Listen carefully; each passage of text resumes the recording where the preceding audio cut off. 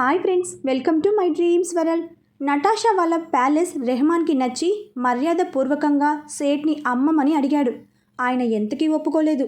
అప్పటికే విలియమ్స్ వీరా లైఫ్లోకి ఎంటర్ అయ్యాడు. దాంతో ఆ పని వీరాకి అప్పగించాడు. ఇక్కడి నుంచి స్టార్టింగ్ ఎపిసోడ్స్లో వచ్చిందే. వీరా ఫోన్లో అడగటం, సుబ్బు సింహాలను పంపించడం, రోని సహాయంతో వాళ్ళని కొట్టించడం. ఆ తర్వాత వీరా ఎంటర్ అయ్యి తన తెలివితేటలతో సేట్ అంకుల్ ఏదో వీక్ మూమెంట్స్లో కక్కుర్తి పడితే ఫోటో సంపాదించి బెదిరించి భయపెట్టి అది రెహమాన్ పేరు మీద రాయించాడు. ఆ రోజు చూసింది ఆ కళ్ళు కోపంతో, ఈ నటాషానేగా. ఆ తర్వాత తన ప్లాన్ని ఇంప్లిమెంట్ చేసింది. అయితే తనకి తెలియని విషయం ఏంటంటే వీరా రాయించుకుని ఆ తర్వాత కొంత అమౌంట్ పంపాడు. అది తర్వాత చూద్దాం. ఫస్ట్ టైం బిందు బర్త్డే సందర్భంగా బేకరీలో వీరాని చూసి నటాషా ఆ రోజు ఏదో హడావిడిలో విశిష్ట మిస్ అయ్యింది అనుకుంటూ ఆ తర్వాత విశిష్టని కావాలని వీరా మీదకి తోస్తుంది. ఇది కూడా మొదట్లో ఉంటుంది, కానీ తను ఊహించినట్లు వీరా కొట్టలేదు. దాంతో కొంత నిరాశ చెందింది, బయటకు వెళ్తుంది. ఆ తర్వాత మన డిజైనర్ పాప వానలో తడుస్తుంటే వీరా తనని అలాగే చూస్తూ ఉండటంతో నటాషా షాక్ అవుతుంది. నేను ఇంకా దీన్ని 2 పీకించి ఆనందపడదాం అనుకుంటే వీడేంటి తనని అలాగే చూస్తున్నాడు అనుకుంది. ఆ తర్వాత వీరా విశిష్టని ఫాలో అవ్వడం చూసి నవ్వుకుంది. వీరా ఒకరోజు విశిష్ట ఇంటికి వస్తాడు, విమ్ము అంకుల్కి ఒక వార్నింగ్ ఇద్దామని. ఆ రోజు తను అక్కడే ఉంది. తను వీరా విశిష్ట కోసమే వచ్చాడనుకుని ఆ తర్వాత తన ప్లాన్ మారుస్తుంది. రోని హెల్ప్తో వీరాకి విశిష్ట టూర్ విషయం చెప్పి అక్కడికి వచ్చేలా చేస్తుంది. అయితే తనకి తెలియని విషయం ఏంటంటే వీరా ఎప్పుడు దొరుకుతాడా వేసేద్దాం అని చూస్తున్న రోనిగాడు వీరా కారుకు యాక్సిడెంట్ చేయిస్తాడు. కానీ అందులో ఖాళీ ఉండటంతో వీరా తప్పించుకుంటాడు. ఆ తర్వాత మనకు తెలిసిందే, అక్కడి నుంచి వీరా టార్చర్తో విశిష్ట భయపడుతుంటే తను నవ్వుకునేది. ఇక విశిష్ట పోలీస్ కంప్లైంట్ ఇస్తే వీరా సంగతి ఫినిష్ అనుకునేది. కాలేజీలో రవిని వీరా కొట్టడం, విమ్ము అంకుల్కి వార్నింగ్ ఇవ్వడం చూసి రోని చేత తనే రవిని కొట్టించి విమ్ము అంకుల్కి వార్నింగ్ ఇప్పించింది. దాంతో వీరాని అరెస్ట్ చేస్తారు. ఇంకా వీరా లైఫ్ ఎండ్ అనుకుని సంబరపడుతుంటే విశిష్టకి సిద్ధుతో పెళ్ళి అని తెలిసి ఓ తెగ ఫీల్ అవుతుంది. కానీ అనుకోకుండా రెహమాన్ ద్వారా వీరా బయటకు వచ్చి విశిష్ట మెడలో తాళి కట్టడం చూసి అబ్బా, ఒక దెబ్బకు 2 పిట్టలు. ఇటు వీరాతో కాపురం చేయలేవు, అటు వీరా నిన్ను వదలడు, జీవితాంతం టార్చర్ మీ ఇద్దరికీ అనుకుని సంబరపడింది. కానీ విసిరాలు ప్రేమలో పడ్డారని తెలిసి షాక్ అయ్యింది. ఇంకా విశిష్ట ఫ్యాషన్ కోర్స్ వదిలేయడంతో ఊపిరి పీల్చుకుంది. నెమ్మదిగా విశిష్ట డిజైన్స్ తనంతట తానే ఇచ్చేలా చేసింది. విశిష్ట వర్క్ తప్ప నటాషా వర్క్ని అసలు ఇష్టపడని ఇన్స్టిట్యూట్ హెడ్ బాబీ కూడా గత్యంతరం లేక సరేనన్నాడు. దాంతో మిస్ ఇండియా పోటీల్లో కాస్ట్యూమ్స్ డిజైనర్గా వెళ్తుంది. అయితే అంతకన్నా ముందే వీరాకి రోని గ్యాంగ్లోని ఒకడు వీళ్లతో కలిసి పనిచేయడానికి వచ్చినప్పుడు తనతో చెప్తాడు. విశిష్ట ఫ్రెండ్ నటాషా రోని హెల్ప్తో ఏం చేసిందో చెప్తాడు. వీరా కోపంతో వెళ్ళిపోతుంటే విలియమ్స్ అడ్డుపడి తెలివిగా తన ప్లాన్ తిప్పి కొట్టమని చెప్తాడు. అందుకే కాలేజీకి వెళ్ళి అసలు సంగతి తెలుసుకుని ఆ తర్వాత రవిని పిలిచి మాట్లాడతాడు డాన్ బాబు. ఇద్దరు కలిసి ప్లాన్ చేసి నటాషాని బోల్తా కొట్టించారు. అంతా విని Siddhu, operation success but patient dead అంటే ఇదేనేమో అన్నాడు సీరియస్గా. ఇదేం దిక్కుమాలిన పోలిక అనుకుంది బిందు. బావా, కాస్త తెలుగులో చెప్తావా అన్నది వైషు. ఆ డేంజర్ డెవిల్ తను అనుకున్నట్టుగానే వీరాని విసితో కలిపింది. కానీ తన అంచనాలు తలకిందలు చేస్తూ వీళ్ళిద్దరూ ఫెవికాల్ పెట్టి అతికించినట్టు దగ్గరైపోయారు అంటూ విశిష్ట వైపు చూసి నవ్వాడు. విశిష్ట రవి దగ్గరకు వచ్చి మోకాళ్ళ మీద కూర్చుని తన చేతిని పట్టుకుని, ఇదంతా నీ వల్లే. నా భర్త నుంచి దూరంగా పారిపోతుంటే కరెక్ట్ టైంకి నన్ను గైడ్ చేశావు. నాకన్నా ముందు నువ్వే తన్ని అర్థం చేసుకున్నావు. నువ్వు లేకపోతే నేను ఇంత హ్యాపీగా ఎప్పటికీ ఉండేదాన్ని కాదు అన్నది కళ్ళ వెంబడి నీళ్లతో. రవి విసి కన్నీరు తుడుస్తూ, అందుకే అంటారు స్నేహబంధం అంటే కంటికి చేతికి ఉన్న బంధం లాంటిది అని అన్నాడు. విశిష్ట నవ్వుతూ, అవును, కళ్ళు ఏడిస్తే చేయి తుడుస్తుంది, చేతికి నొప్పి పుడితే కళ్ళు నుంచి నీళ్లు వస్తాయి అన్నది విశిష్ట. అంతలో బిందు, అబ్బో, ఈయన కన్ను, నువ్వు చెయ్యి, మరి నేనేంటో అంటూ మొహం తిప్పుకుంది. రవి నవ్వుతుంటే విశిష్ట లేచి బిందుని హక్ చేసుకుని, పిచ్చి, నువ్వు తన హార్ట్వే అన్నది. రవి వచ్చి వాళ్ళిద్దరిని జెంటిల్ హక్ చేసుకున్నాడు. సిద్ధు చప్పట్లు కొడుతూ, సూపర్ సూపర్ మీ friendship. Ravi, you are amazing boss. అంటూ రవిని యువతలికి లాగి హక్ చేసుకున్నాడు. అక్క ఒప్పుకుంటున్నా, రౌడీ బావ ది గ్రేట్ అన్నది వైషు నవ్వుతూ. అది చూసిన రవి విశిష్ట వైపు చూసి కళ్ళెగిరేశాడు. విశిష్ట ఆనందంగా అవును అన్నట్లు తల ఊపింది. అది చూసి బిందు, వీళ్ళు మళ్ళీ ఏవో సైగలు చేసుకుంటున్నారు. వీరా గారిని వీసీని కలపడం మాత్రమే కాదు, అంతకు మించి ఏదో ప్లాన్ వేశాడు ఈ కలెక్టర్ బాబు అన్నది. రవి విశిష్ట ఒకరినొకరు కంగారుగా చూసుకుని బిందు వైపు సీరియస్గా చూశారు. కన్ఫామ్ ఇంకేదో ఉంది అనుకుంది బిందు. బాస్, ఇలాగే మా రామ్ని కనిపెట్టడానికి వీరాని కొంచెం పుష్ చేస్తే నేను ఫుల్ హ్యాపీ అన్నాడు సిద్ధు. ఇక్కడ అందరూ హ్యాపీ, నేను తప్ప అంటూ మూతి ముడిచింది వైషు. విశిష్ట సిద్ధు వెళ్ళి తనకి చెరోవైపు కూర్చుని నీకేమైంది అని అడిగారు ఒక్కసారి. అక్క, బావగారు రౌడీ అయినా ఏం చదువుకోకపోయినా ఎంత కోపం పొగరు ఉన్నా నిన్ను అర్థం చేసుకుని నీ గోల్ రీచ్ అయ్యేలా చేశారు. నా హబ్బీ మాత్రం నన్ను ఎగిరి తన్నాడు అంటూ సిద్ధు వైపు కొరకొర చూసింది. షో, మ్యాటర్ ఏదైనా ఎక్కడైనా ఉండని, దాన్ని నా దగ్గరకు తీసుకొచ్చి ఆపుతావు లిల్లీపుట్ అంటూ చెవిలాగాడు. వైషు పైకి లేచి పో నీతో కట్టిఫ్ అంటూ డోర్ తీసుకుని బయటకు వెళ్ళిపోయింది. సిద్ధు తన వెనకే ఆగవే అంటూ పరిగెత్తాడు. రవి బిందు సరే మరి మేమింకా బయలుదేరుతాం విసి అంటూ పైకి లేచారు. ఓకే, మీకు షాపింగ్ ఉన్నదిగా, ఇంకో 1 వీక్ మాత్రమే ఉంది ఎంగేజ్మెంట్కి అన్నది బిందు భుజంపై చేయి వేసి. సరేలే, మీకిద్దరికి ఇంకేదో సీక్రెట్ ఉన్నట్టుగా ఉందిగా, మాట్లాడుకోండి, నేను వెళ్ళి రూమ్ వెకేట్ చేసి బ్యాగ్ తీసుకుని వస్తాను అంటూ వెళ్ళిపోయింది బిందు. ఇంకేంటి లేడీ డాన్, వాట్ నెక్స్ట్ అని అడిగాడు రవి. నాకు ఇవాళ చాలా ఆనందంగా ఉంది రవి. ఆ రోజు డాన్ నటాషా గురించి చెప్తే నేను కూడా షాక్. అసలు ఎలా తను అంతలా మమ్మల్ని చీట్ చేసింది అన్నది కోపంగా. హే కూల్, నేను తనని ఎప్పటికీ నా బెస్ట్ ఫ్రెండ్ అనుకోలేదు. అనుమానం రాలేదు కానీ ఎందుకో తనకి కనెక్ట్ అవ్వలేదు అన్నాడు. అవును, నువ్వెప్పుడు డాన్ని కలిసావు, నాకు చెప్పలేదు అని అడిగింది సీరియస్గా చూస్తూ.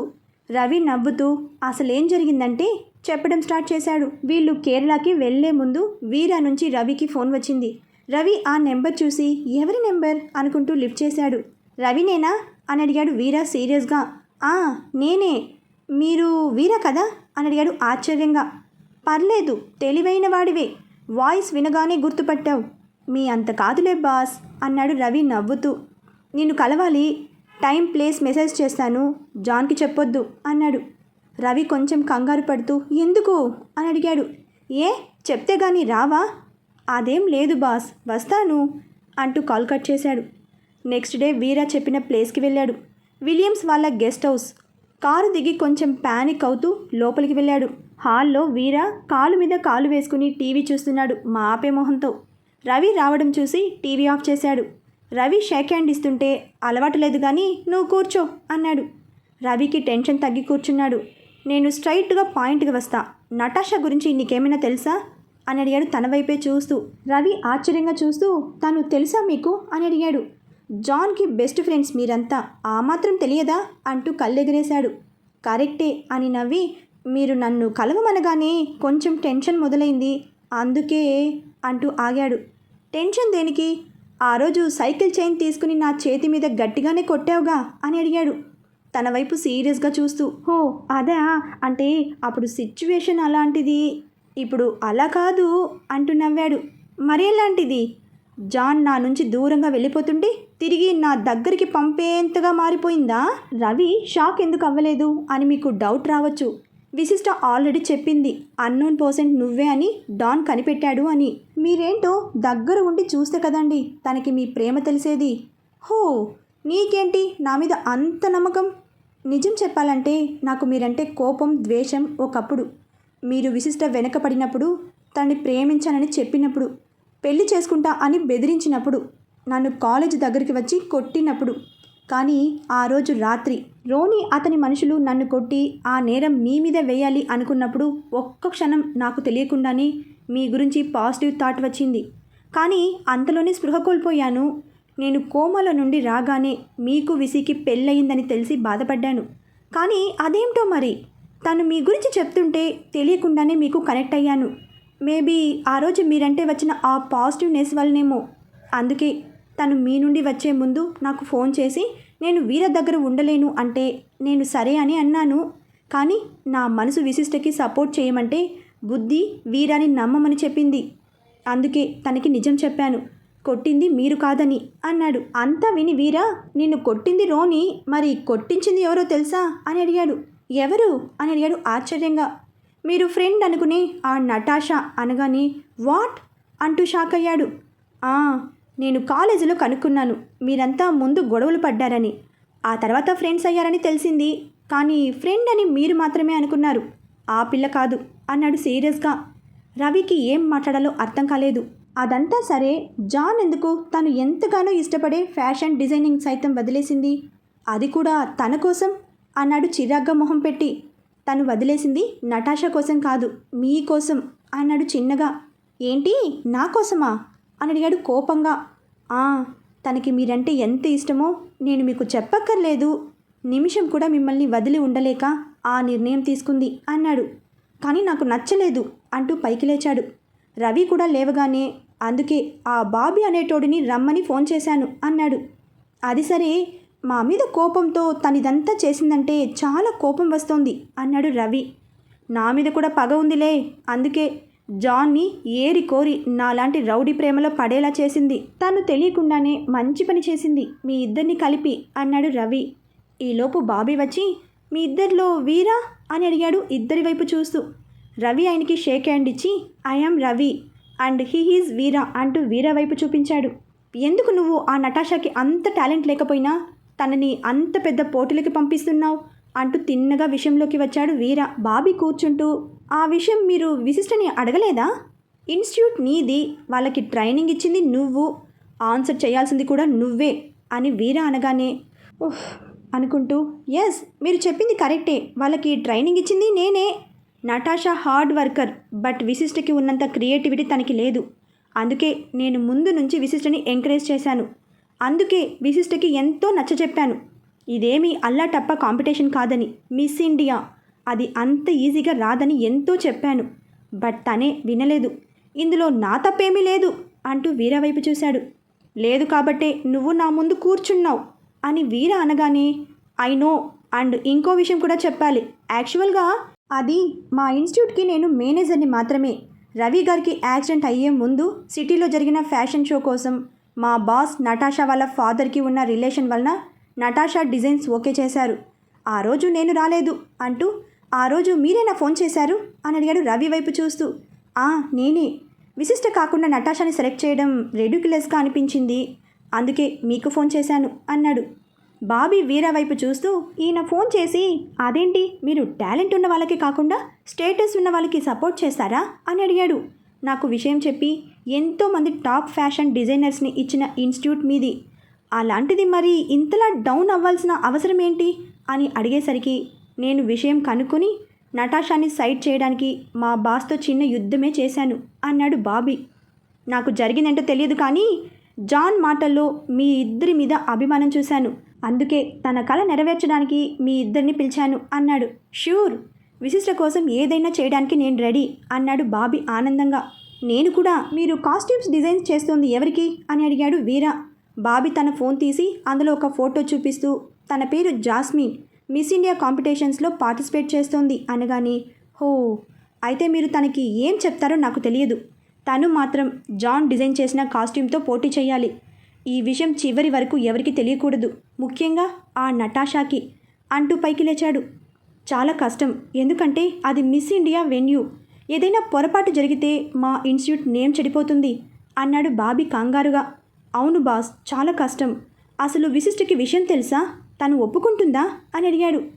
తన సంగతి నేను చూసుకుంటా, నువ్వు ఆ జాస్మిన్కి నచ్చచెప్పు, వినకపోతే నాకు చెప్పు అన్నాడు వీరా సీరియస్గా.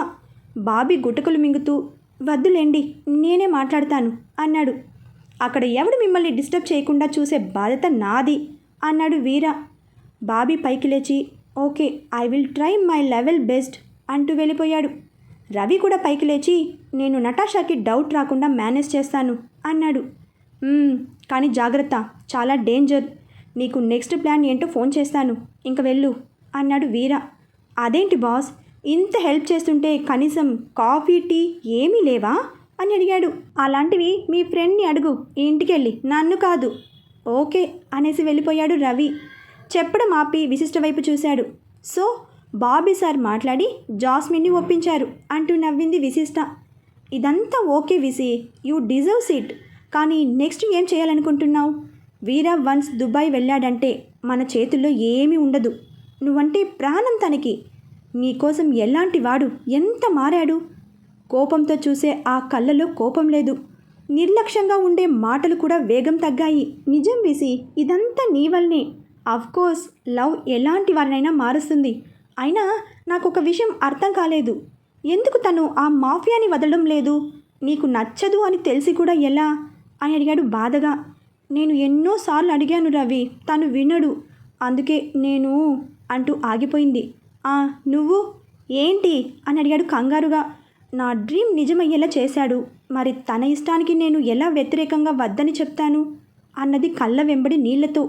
అంటే నువ్వు, oh my god, are you out of mind విసి అంటూ తల పట్టుకున్నాడు. అవును, ఇక నుంచి తన ఇష్టమే నా ఇష్టం. తను ఎక్కడ ఉంటే నేను అక్కడే అన్నది కళ్ళు తుడుచుకుంటూ. ఫ్యాషన్ డిజైనర్ అనేది నీ ప్రొఫెషనల్ గోల్, కానీ వీరాని రామ్లాగా మార్చాలనే నీ పర్సనల్ గోల్, దాని సంగతి ఏంటి? మీ అత్తకి తన పెద్ద కొడుకుని రామ్లాగా ఇవ్వాలనే నీ పట్టుదల ఏమైంది అని అడిగాడు కోపంగా. ఏం చేయను, నువ్వు వెళ్తే నేను ఇంకెప్పుడు నీతో ఉండను అని బెదిరించినా నిన్నటి వరకు ఏదో విధంగా ఆపాలని అనుకున్నాను. కానీ నా కోసం ఇంత చేసిన తన కోసం నా ఇష్టాన్ని, నా గోల్ని, నా వాళ్ళని అందరినీ వదిలేయాలని నిర్ణయించుకున్నాను అన్నది. లేదు విసి, నేను ఎంత మాత్రం ఒప్పుకోను. సిచ్యువేషన్ అంత దూరం వస్తే తనే రామ్ అనే సంగతి మీ ఇంట్లో చెప్పి తనని వాళ్ళ ముందు నిలబెడతా అంటూ వెళ్ళిపోయాడు రవి. విశిష్ట కామ్గా అలాగే కూర్చుండిపోయింది. ఇక్కడ సిద్ధు వైషుని బ్రతిమలాడి ఐస్ క్రీమ్ ప్యాలెల్కి తీసుకెళ్లాడు. వైషుకి ఇష్టమైన టూటీ ఫ్రూటీ పెద్ద కప్పుతో తెచ్చి తన ముందు పెట్టి, ఇప్పుడు చెప్పువే, ఎందుకు ఇంకా నా మీద కోపం అని అడిగాడు. వైషు ఐస్ క్రీమ్ లాగిస్తూ, ఎందుకో నీకు తెలియదా అని అడిగింది. ఫూ, మాఫ్ కరో యార్, ఇంకెన్ని రోజులు ఆ సోనా మ్యాటర్ పట్టుకుని ఊగుతావు అని అడిగాడు. ఈలోపు ఆ ఐస్ క్రీమ్ ప్యార్లర్ ఎంట్రన్స్ గ్లాస్ పెళ్ళుమంటూ పగిలి అక్కడంతా గాజు ముక్కలు పడ్డాయి. అందరూ షాక్ అయి తిరిగి చూసేసరికి ఓ నలుగురు రౌడీలు చేతిలో రాడ్స్తో లోపలికి వచ్చి హిందీలో, మనం ఢిల్లీలో ఉన్నాం, మర్చిపోకండి, ఎవడ్రా ఇక్కడ మా తమ్ముడి మీద పోలీస్ కంప్లైంట్ ఇచ్చింది అని అరిచారు. ఆ ప్యార్లర్లో ఉన్న వాళ్ళంతా లేచి వెళ్ళిపోతుంటే, ఎవరు కదలొద్దు, కూర్చోండి అన్నారు కత్తి చూపిస్తూ. అంతే, ఎక్కడి వాళ్ళు అక్కడే గమ్మున కూర్చుండిపోయారు. ఆ ప్యార్లర్ ఓనర్ వచ్చి, నేనే, మీ తమ్ముడు మా అబ్బాయిని ర్యాగింగ్ అంటూ కాలేజీలో తనని ఎంతో టార్చర్ పెట్టాడు, అందుకే నేనే కంప్లైంట్ చేశా అన్నాడు కోపంగా. వాళ్ళలో ఒకడు గడ్డం రుద్దుకుంటూ, అవునా అంటూ తన చేతిలోని రాడ్తో ఆయన నెత్తి మీద ఒక్కటి పీకాడు. ఆయన గిలగిలా కొట్టుకుంటూ కింద పడ్డాడు. అది చూసి వైషు, బావా అలా గుడ్లు అప్పగించి చూస్తావేంటి అంటూ చేతి మీద గిచ్చింది. అబ్బా అంటూ చేయి రుద్దుకుని, చూడక ఏం చెయ్యాలి అని అడిగాడు విసుక్కుంటూ. వెళ్ళి వాళ్ళని ఉతుకు, నేను వాళ్ళతో ఫైట్. ఓహోహోహో, ఊరుకో, నాకు ఫైట్ రాదని నీకు తెలుసుగా అన్నాడు కంగారుగా. జిమ్లో గంటలు గంటలు గడిపి కండలు పెంచావు, ఆ మాట అనడానికి సిగ్గులేదు అన్నది వైషు నవ్వుతూ. దానికి దీనికి ఏంటి సంబంధం, నువ్వు కామ్గా ఉండు, వాళ్ళు వెళ్ళాక మనం వెళ్ళిపోదాం అన్నాడు. హవ్వా, మగాడివి అయ్యుండి అలా మాట్లాడటానికి సిగ్గులేదా? వైషు, బీ సీరియస్, ఇది మన ప్లేస్ కాదు, అందులో వాళ్ళు చూడు ఎంతమంది ఉన్నారో అంటూ బయటకు చూపించాడు. ఇంకా 10 మంది దాకా ఉన్నారు. సో వాట్ అంటూ పైకి లేచింది వైషు. సిద్ధు తనని కిందకి లాగి, అమ్మ తల్లి నీకు దండం, ఇదేమీ హైదరాబాద్ కాదు నీ రౌడీయుజం చూపించడానికి అన్నాడు సీరియస్గా. ఈలోపు ఎవరో కస్టమర్ లేచి వెళ్ళిపోతుంటే ఆ రౌడీలలో ఒకడు ఆ కస్టమర్ చేతి మీద రాడుతో ఒక్కటి పీకి, ఎక్కడికి వెళ్తున్నావు అని అడిగాడు కోపంగా. నేను వచ్చిన పని అయిపోయింది, వెళ్తున్నాను అన్నాడు బాధగా చేయి రుద్దుకుంటూ. వాడు ఆ ప్యార్లర్ చుట్టూ చూస్తూ అక్కడే ఉన్న క్యాష్ కౌంటర్ ఎక్కి కూర్చుని, 50 మంది దాకా ఉన్నారు, ఓకే, మీకు ఎలాంటి సంబంధం లేదు, వెళ్ళండి, కానీ ఒక్కొక్కళ్ళు 5,000 ఇచ్చి వెళ్ళండి, లేకపోతే లేదు. అలా కాకుండా ఎవడైనా పోలీసులకి ఫోన్ చేస్తే మాత్రం ఇంటి అడ్రస్ వెతుక్కుంటూ వచ్చి మరీ చంపేస్తాం అన్నాడు సీరియస్గా. కొంతమంది పైకి లేచి, మేమెందుకు ఇవ్వాలి, ఇచ్చే ప్రసక్తే లేదు అన్నారు కోపంగా. ఇవ్వకపోతే కూర్చోండి, వెళ్ళాలనుకుంటే ఇవ్వండి, కానీ ఒక్కటి డబ్బులు ఇవ్వకుండా ఒక్కడు కూడా అడుగు బయట పెట్టడు అన్నాడు. అంతే, అందరూ గుసగుసలు మొదలుపెట్టారు. ఏంటి వీడికిచ్చేది అంటూ వైషు లేస్తుంటే అంటూ తన చేయి పట్టుకున్నాడు సిద్ధు. ఎహే వదులు అంటూ కోపంగా చూసింది.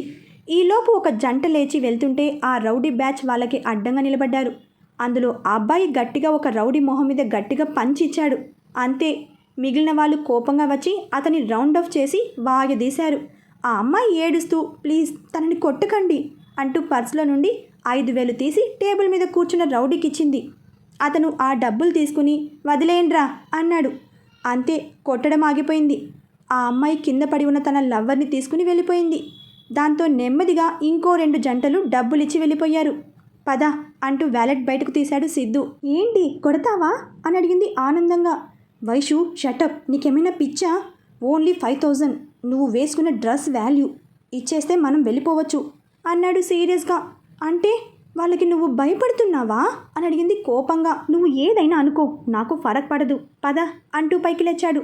నేను రాను, నువ్వు వాళ్ళని ఎదిరించు అన్నది సీరియస్గా. Are you mad? నేను ఒక్కడిని, వాళ్ళు దాదాపు 15 మంది. ఏం పర్లేదు, కావాలంటే నేను హెల్ప్ చేస్తా అన్నది వైషు. షూ నువ్వు అని తల కొట్టుకుంటూ కూర్చున్నాడు. ఏంటి కూర్చున్నావు, పదా అన్నది. డబ్బులు ఇవ్వడం నీకు ఇష్టం లేదు, ఫైట్స్ చేయడం నా వల్ల కాదు, కూర్చో, ఎంతసేపైనా సరే అన్నాడు సీరియస్గా. మన వైషు ఈ సిద్ధు బావుని ఏం చేయబోతుందో తర్వాతి అప్డేట్లో తెలుసుకుందాం. బాయ్ ఫ్రెండ్స్, మరొక భాగంతో కలుసుకుందాం.